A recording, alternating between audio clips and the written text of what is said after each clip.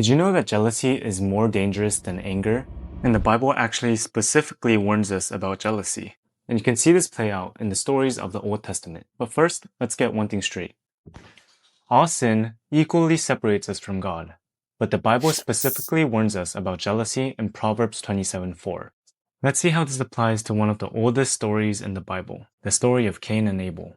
Adam and Eve gave birth to two sons, Cain and Abel. Now, Cain was a farmer and Abel took care of the livestock. Now, in the course of time, Cain brought some of his fruits as an offering to God, and Abel also brought an offering, fat portions from some of the firstborn of his livestock, which first of all shows the difference in heart posture between these two brothers, right? Because Cain brought some of the fruits that he worked from the soil, while Abel brought his firstborn, the fattest portions of his firstborn out of his livestock, which shows that Abel had a better heart posture when bringing this offering because he brought his best to the Lord, while Cain only brought some of his fruits. So then what happened? God looked with favor on Abel and his offering, but not on Cain's. So it says, Cain was very angry.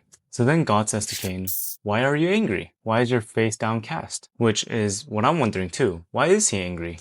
And this question is never actually answered in the passage, but I believe from the context that he's angry because he was jealous of Abel being blessed by God for his offerings. And God even tells Cain, sin is crouching at your door, but you must rule over it. I used to think of jealousy as not that big of a deal when I was younger, but seeing these kinds of stories and seeing the Bible directly warn me against jealousy, it really makes me think, how many sins are present in my life that is quiet, unrevealed, but more dangerous than the ones that are outwardly visible?